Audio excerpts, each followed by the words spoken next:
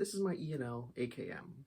Now, you look at it, the body, the dust cover, which for whatever reason slides on and off like absolute butter. You usually have to hammer them in. These things, this one is insane. Fits so well. Anywho, you look at this and you say, this is an E&L AKM, obviously, right? What if you don't want an AKM? What if you want an East German AK or Romanian AK? Well, usually you're shit out of luck. But I had a trick up my sleeve. See, I did a little modification on this one, which I'll show you. It's a brilliant modification. What it means is that this wooden stock connects not just via the little metal thing that juts out from the body, but it connects only with this one screw. You take off this one screw, what happens? The stock comes off. What do you see here? Nothing. It's been cut. There's nothing there. And here's the best part. If you file down in an LCT, East German style folding, side folding stock, you can get it to fit on the body. You take the one screw that comes with the stock. LCT cheaps out in a lot of ways, such as their stupid ferrite motors and their plastic hop-up chambers, but they at least give you the screws and their stuff. You screw the one screw in. I don't like to put it terribly tight, but tight enough. And there you go. You got yourself an E&L East German AKM stock, which is really cool, or at least AKM folding stock, East German AKM folding stock, which is pretty cool because the only E&L side folding stock, or Romanian East German right side folding stock, is A, it's discontinued, so good luck getting your hands on that, and B, it's distinctly Romanian. Some people have made East German E&L builds, and I kind of want to do one myself. No support for the country of East Germany, completely illegitimate state, one that was ruled by absolutely brutal, horrific people, but definitely a cool looking AK, and it may have a bad past, but technically all AKs do, whatever. All that aside, the point is that E&L AKs only had the East German, or the Romanian, sorry, button style folding stock. This one has an East German style one, which is so cool. Is it technically Polish too? I can't remember.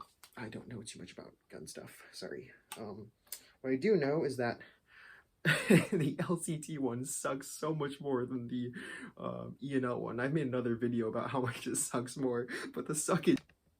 Alright, so looks like we're recording again. This LCT AIMS folding stock was so incredibly stupid that the stupidity killed the storage on my phone, and I had to delete a whole bunch of videos to record again. Alright, so back to where I left off. If we look at this LCT AIMS stock, we notice that, like other AIMS or side folding stocks, they have this little foam rubber chunk here. Now, in theory, that little foam rubber chunk is supposed to protect the stock from scratching up the side. Ideally, when the stock folds in all the way and hits the side, the foam rubber chunk stops it from scratching up against the body. Works that way on the E&Ls, works that way on the SEMAs, works that way on the actual firearms.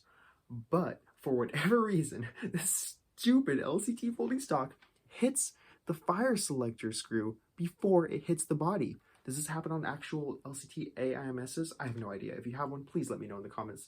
It's a horrible design oversight if that actually does happen. On this E&L, it does. Again, it wasn't made for an E&L, so maybe this is just my experience with this. But LCT stuff continues to just disappoint me, and that's going to be a whole nother video because I can go on for hours about how much I hate LCT. Anyways, back to the modification I did in the stock. So, if we take a look at an E&L AKM body that hasn't been modified, and it works with the E&L AK-74 bodies, if you want one that has a side mount, I don't really care for that, so I just use AKM bodies. We see right here, there is this little metal thing that connects the stock to the body. What you want to do is you want to cut it off. There's probably a bunch of ways to do so. What I used was a hacksaw, because apparently a hacksaw can cut through this. Didn't really know it would until it actually happened. Trial and error, am I right? Anyways, you want to chop it off. But now, as you can see with the photo I'm putting up on screen, you run into another problem. Right here, it goes in a little bit. There's a little bit of a divot, and because of that, you're not going to be able to do a directly nice saw cut off this steel part right here. what you're going to have to do next is file. And to do that, you want to get a Dremel. You want to get some of these little files. I'll put them on the screen. I'll also put a link to them in the description. And what you're going to do there is you're just going to file it. It takes a decent while. You want to be careful as to not scratch up your body, which can happen. I got a few nasty scratches right here. And that was before I realized if you wrap a towel around it, you can prevent that from happening. So that's what I would recommend. Anyways, yeah.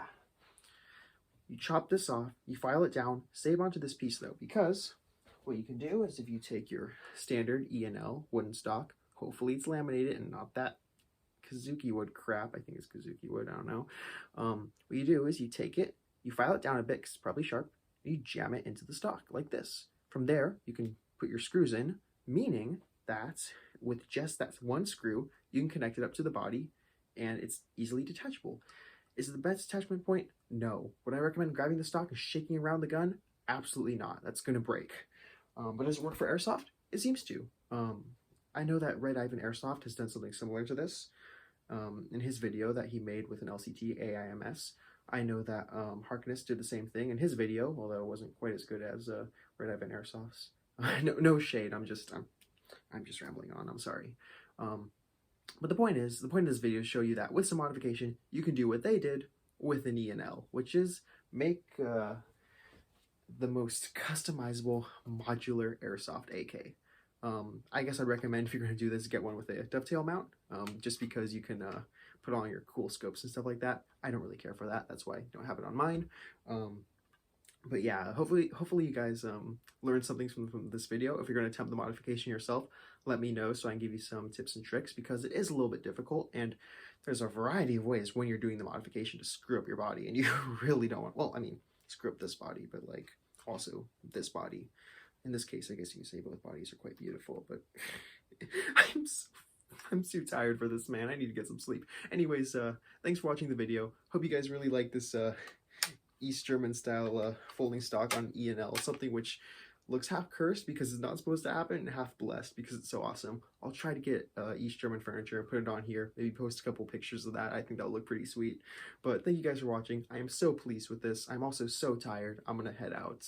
One last thing before I hit the sack and then get to bed. If you want an LCT one stock or any other stocks, you're gonna have to find a way to get something in here that connects via screw into the body. So that's the con with using the chopped off end into your E&L stock. Yes, it will fit and screw in like that, but you're gonna have to find another way to make your LCT stocks and other stuff fit. If you really want to, you can chop the end off of an LCT body, AK body, jam it inside your AK stock, and then jam it onto the body of an E&L with a little bit of filing around here. That could work, but I don't really recommend it, because why would you want to ruin an LCT body? Then again, LCT AK bodies are worthless because LCT AKs are whatever. Point is, I scratched this up. Anyways, I'm going to bed. Thank you guys for watching. I'll see you guys later.